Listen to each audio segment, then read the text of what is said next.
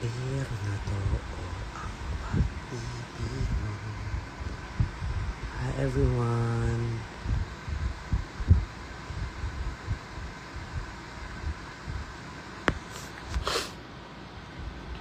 Kamusta kayo? Ako okay lang. Nagtagal ko lang hindi nag-live. Ngayon lang ako nag-live. Gusto ko lang kayo kamustahin. Ngayon lang ako nagka-time mag-live. Ulit. So gusto ko lang mga musta sa inyo. And congrats. Ay, thank you so much sa lahat ng mga nag-congrats.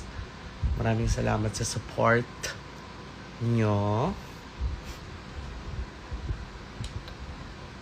Ayun lang, kaya lang ako nag-live, ganun. So, i-end ko na to. Diba, Deja? Chuya ka ba?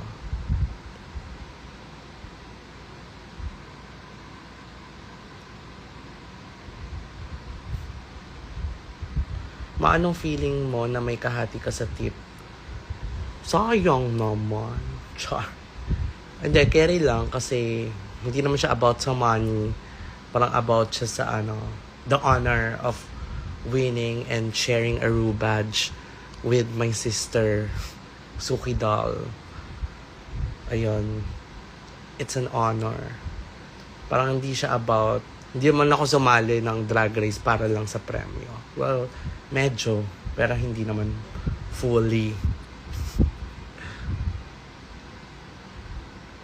Tapos po yung mga nagpapabati po sa birthday sa PM, sorry, hindi ko kayo mapagbigyan kasi nga ang daming ginagawa. So, ang daming mga nangyayari.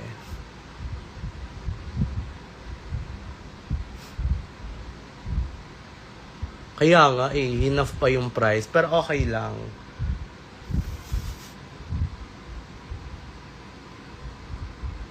San Pampanga ka mag-show, Ari? Nakasulat po doon TBA, to be announced po. Alangan i-announce ko sa inyo, hindi pa nga ina-announce noon. Ano lang ba ang bar ng nasa Pampanga? Parang isa lang naman yun. Ayun na yun. Tinatanong nyo TBA, edi sana nilagay ko na lang. Nagigigil ako sa inyo eh. Tatanong-tanong nyo pa kung saan. Edi sana in-announce ko.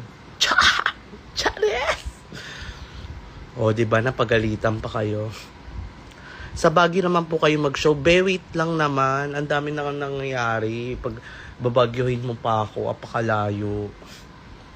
Kung ano po yung nakasulat, ayun po yun, te.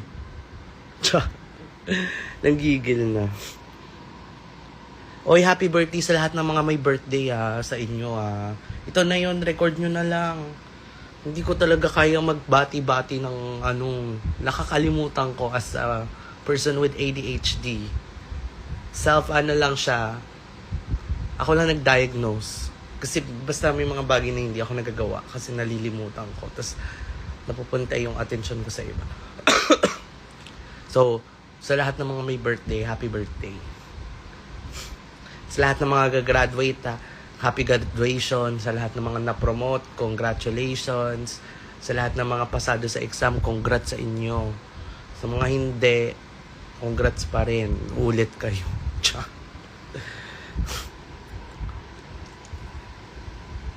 Oo nga yung energy level ko ngayon, sinisave ko lang kasi kakagaling ko lang ng dentist. Tapos mamaya meron akong check-up. Tapos mamaya magre-rehearse kami for Drag in the South. So, nagsisave lang ako ng energy. Kaya tignan nyo, kumukurap yung blush ko. Ganyan, pag nagsisave ng energy, tignan mo. Cha!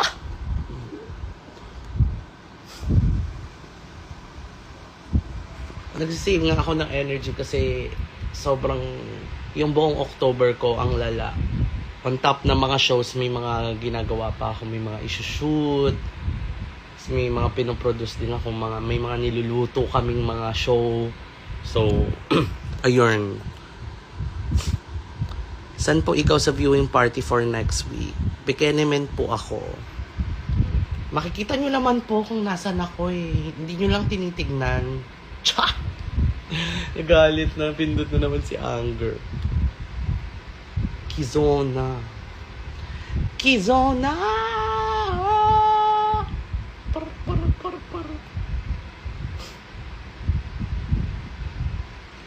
Tapos, sa feeling ko, yung mga tao, ang mga queens po, hindi natatapos ng trabaho sa show. Kasi bago mag-show, kailangan asikasuhin yung outfit, kailangan mag-rehearse, kailangan asikasuhin yung visuals, mag-photoshoot, ganon. Isipin mo pa yung number, kung anong concept mo, ganon. Tapos popost mo pa yung mga look mo, ganon. Ganon ang ginagawa namin. Ano po ulam nyo? Wala pa nga eh. Hindi kasi ako nagbe-breakfast tsaka lunch. Nagdi-dinner lang ako, tapos isa pang dinner. Mga alas 12. And also, ang saya ko kasi nagkaroon ng segment si Mama Jiggly sa Station Royale. Kasi 'di ba parang obvious naman na nalaman namin siya nung episode ng makeover. And doon lang namin siya napag-usapan ngayon sa episode ng DragCon. And happy ako na meron siyang segment doon. And I know na happy siya sa amin and proud siya sa amin. Hindi na ako iyak ngayon. Naiyak ko na. Pero ayun, parang grabe kasi yung araw na yun parang doon kami nagluksa nung finifilm namin yung DragCon. Yung pinag-uusapan namin siya. Doon lang kami nakapagluksa kasi nga nagtitape din kami ng show. So, wala kaming time para ang dami namin iniisip. Tapos nung time na yon, buti nagkaroon kami ng time para i-acknowledge siya. Ayun. Mapa-translate na ang charap ko. Ha? Iiyak ka ba ulit? Hindi ko sure. Actually, hindi ko sure kung bakit ako iyakin ditong season na to. Kasi parang pag pumasok ko talaga sa loob, parang ang hirap i-explain ng feeling ng nandun ka sa loob na nagko-compete. Like, lahat ng emotions mo heightened. And ang napili kong emotion is umiyak. Ganon.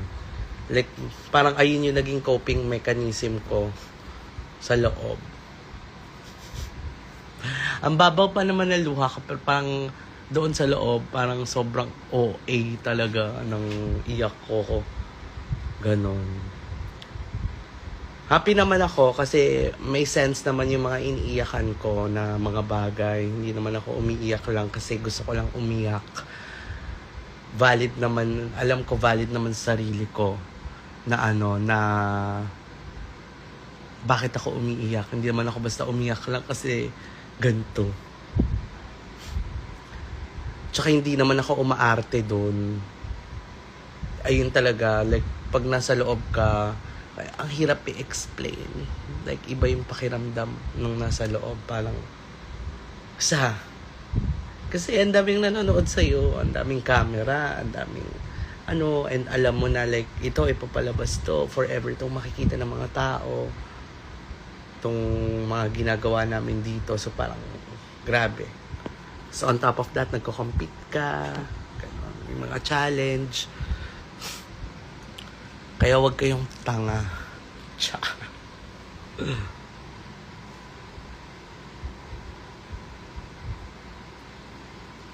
Hindi naman ako naiyak sa nahati 80k sa dalawa. Kasi pwede ko nga ibigay sa kanya lahat eh. Chariz. Joke lang.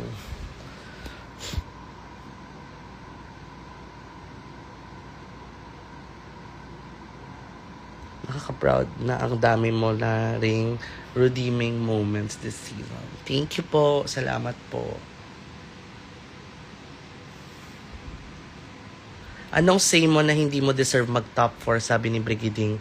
Alam nyo, kayo, context pa lang yun, trailer pa lang yun. Hindi nyo pa alam yung buong context ng usapang yun. Ayun ba talaga yung sinabi niya? Or sinabi niya lang naman na hindi rin kita nakita sa top 4. Wala naman siya sinabing hindi mo deserve. So magkaiba yon. O ayan na, na-twist na ng utak mo. Gumawa na ng sariling narrative yung utak mo. So ayun ang masasabi ko, ikaw yon, hindi si Brigiding. Tsaka kaming lahat doon sa loob, at the end of the day, alam namin yung pinasukan namin na competition siya. Feeling ko kapag may tinake kang personally, ikaw na yun.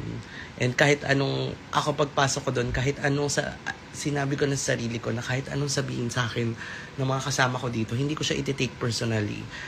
Silang lahat, kaibigan ko.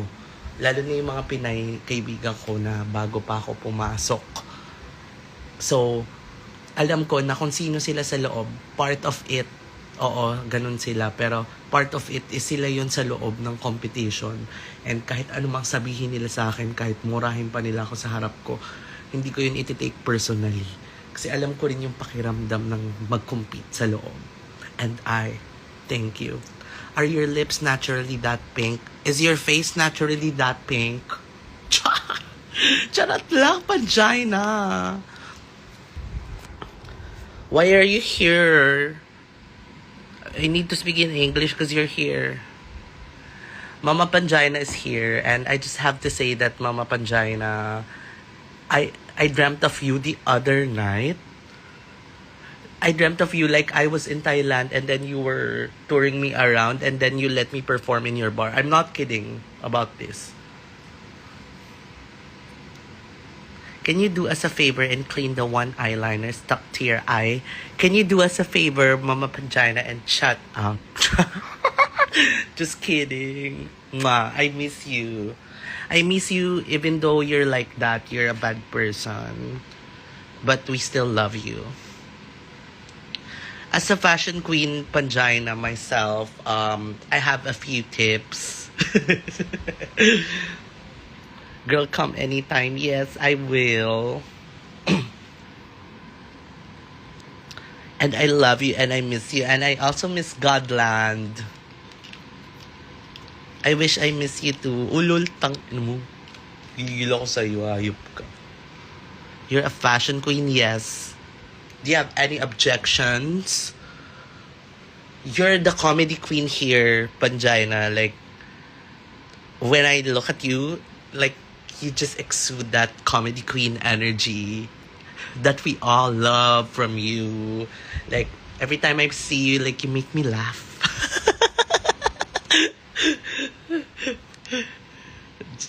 No, just kidding. But every time I see you, like, you're always so quick. Like, you're so funny. I'm not kidding. Yep, Shein is fashion. I never wear Shein. Who said I wear Shein? I wear AliExpress. Duh.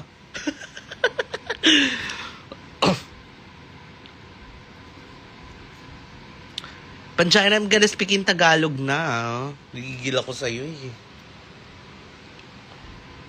Asan si Ginger B? Natutulog po ang aking tuta ngayon. Don't ruin my brand. Seeing it now, I think your brand is already ruined. Charot lang. I love you. Mwah. Kapan ka.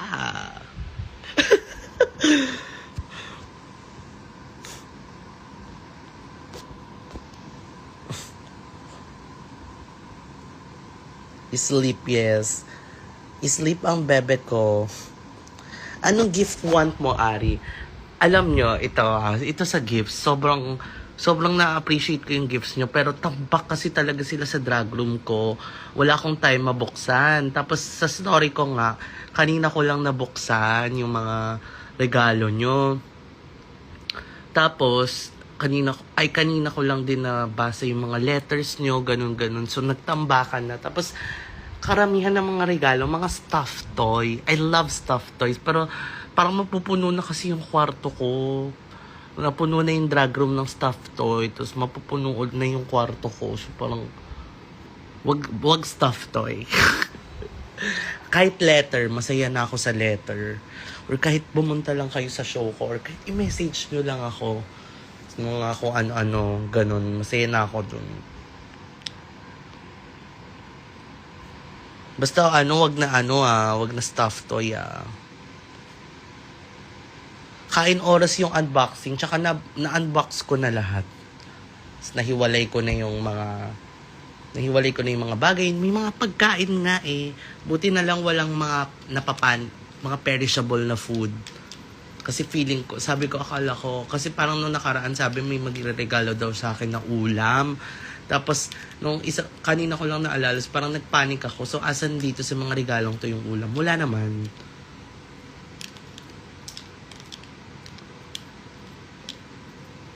Please, wag niyo ako regaluhan ng aso. Please, please, please. Wag niyo ako regaluhan ng kahit na anong hayop. Please.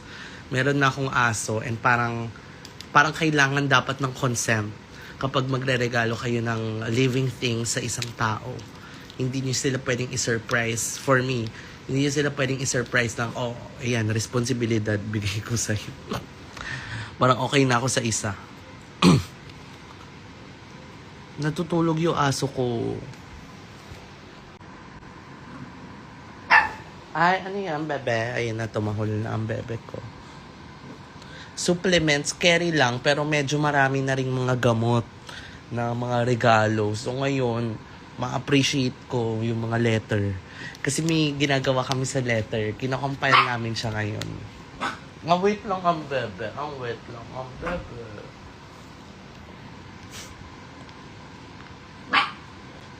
Ay, andito si JJ. Thank you, love you too.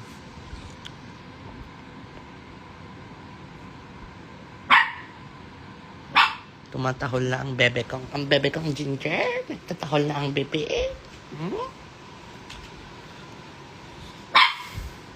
Kahit wag na rin yung dog food kasi baka ibang brand lang yung mabili nyo. Kaya nag-iinarte siya sa dog food niya lately. Tapos yung aso ko, si Ginger B, medyo picky eater siya. So, medyo nahihirapan kami siya pakainin. See you sa 19. Ano meron sa 19? Ano yun?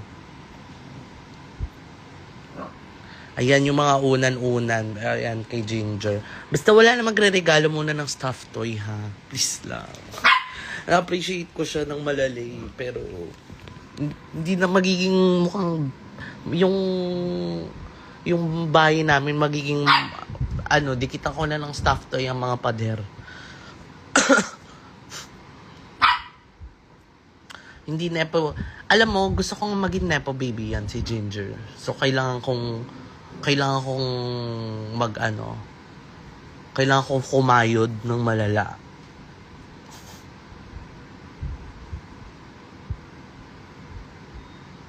Pray for Cebu. Yes, I'm including Cebu and yung Visayas sa aking prayers and manifestations.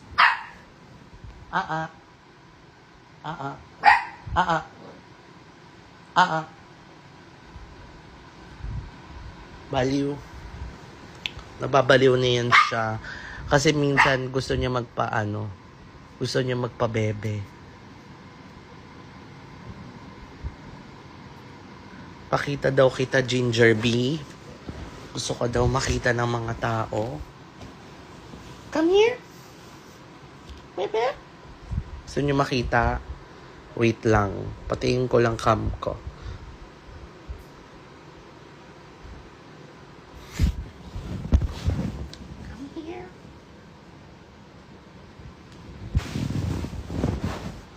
Ito na siya.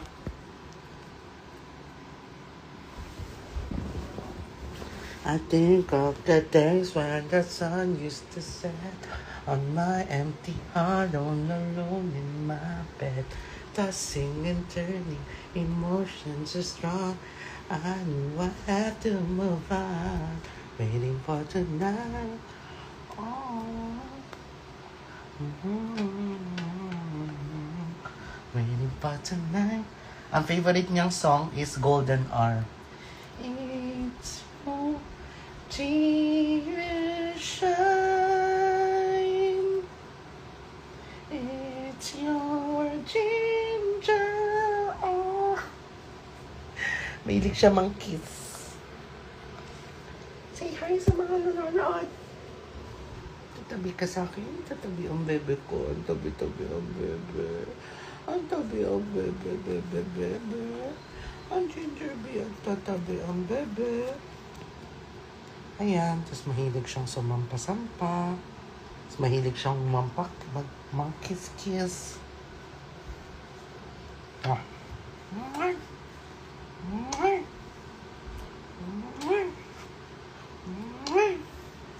Ako naman, kiss.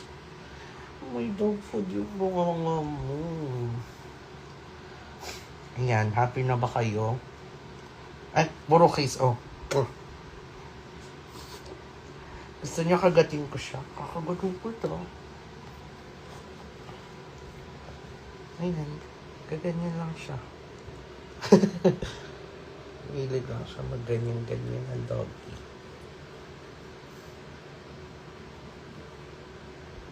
Oh, cute mo naman. Nakatingin ka sa akin.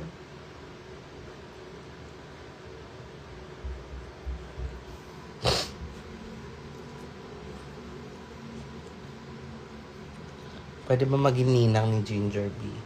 Pwede. 10,000 agad. Di ba, bebe? Pang mga vet-vet ng bebe ko?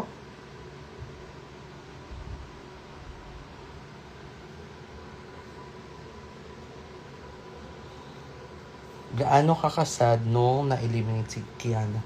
Sobrang sad, syempre. Di ba, bebe? Sleep ka lang dito. Pag ganito kasi natutulog siya. Pag nilalapit ko siya sa akin, gusto niya kasi natutulog sa mga... Parang gusto niya nakadikit siya sa'yo. Tapos makakatulog siya. Tapos hindi na ako makakagalaw dito. Ayun na, ganyan na lang ako.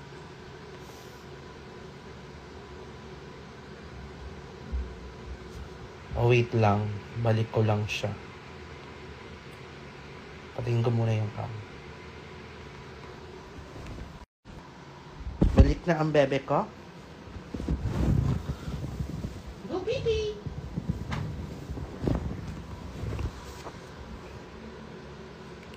Oh, ayan na ako.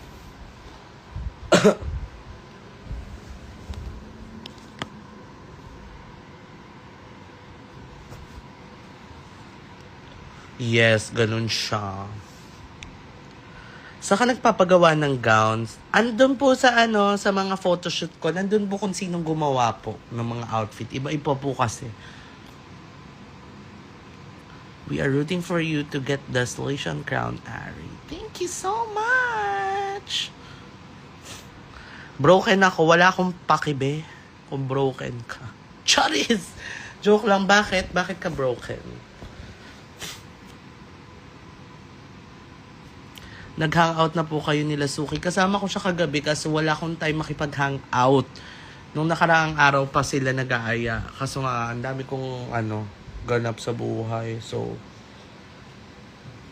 saka na mag-hangout.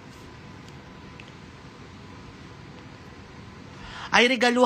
Ayan ang iregalo nyo. Wyatt, tama. Yung tamang desisyon yan. Wyatt, regaluhan mo naman ako ng white freeze. Ang tagal na nun, naubos na yung supply mo. Ayan ang magandang regalo. White freeze. White freeze po na pods ng Relax. Wala pong ibang pods. Hindi fresh red, hindi garden's heart, hindi kung ano man. White freeze po.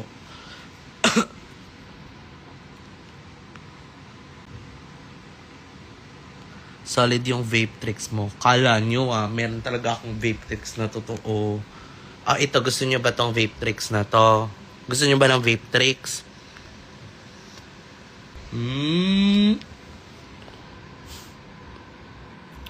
Thank you po!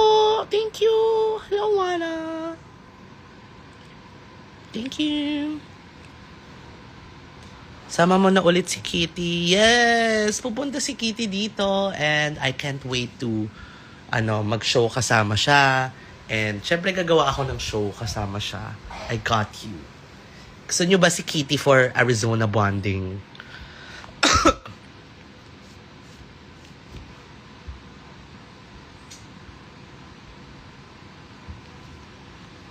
Paano yun? Si Karet. Gusto niyo pa ba ng isang vape tricks?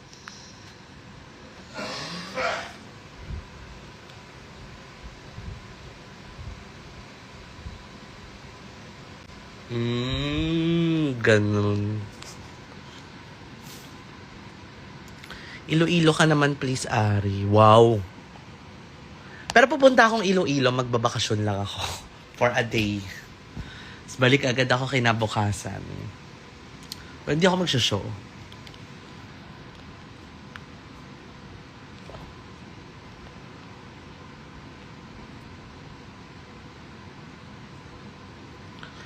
Sa loob ng Slay Asian. Slay Asian? Sino mas naging close mong international girlies? Sobrang naging close ko si Suki, as in, like, mahal na mahal ko yun si Suki, kahit ganyan siyang tao. And si Yua. Actually, lahat. Pero kung yung mga pinaka naging close, ayun, silang dalawa. Pero naging close ko din si Siam, naging close ko si Kitty, naging close ko na, nakausap ko naman yung iba, si Ivory, nakausap ko yan, sila Something Wang, sila Madam Yoko. All good kaming lahat.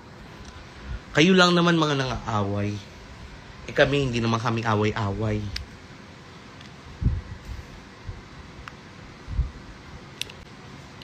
Thank you po.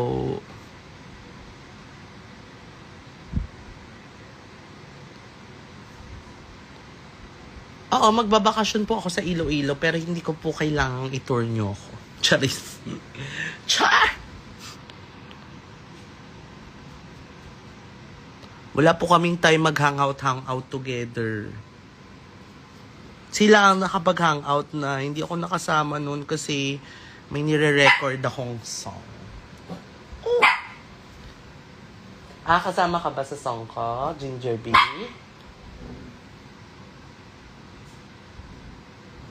Anong masasabi mo na pogi ka sa paningin ng mga international queens? Sige kayo na pogi. Basta sa akin yung dating. Panisi mga pogi. Sige na, meron pa lang akong check-up ngayon. Pero bago yan, meron muna akong i-reveal. Gusto mo nyo ba ng sample ng bago kong kanta? Ayan na lang. Sample ng bago kong kanta. Ayan. Press 1 kung gusto nyo kumanta ako. Kantahin ko yung chorus. Si Ginger bumaboses.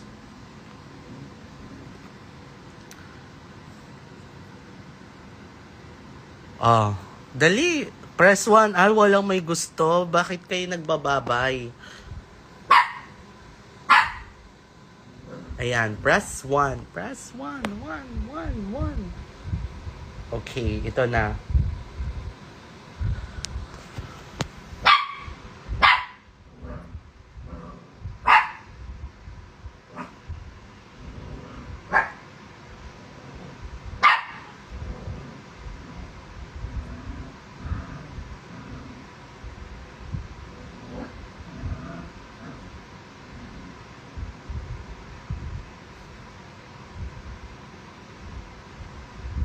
Okay, ito na talaga.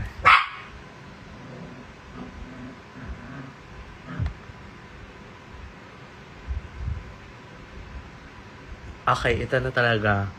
Ready na? Okay, ito na ang chorus ng aking kanta. First ever single.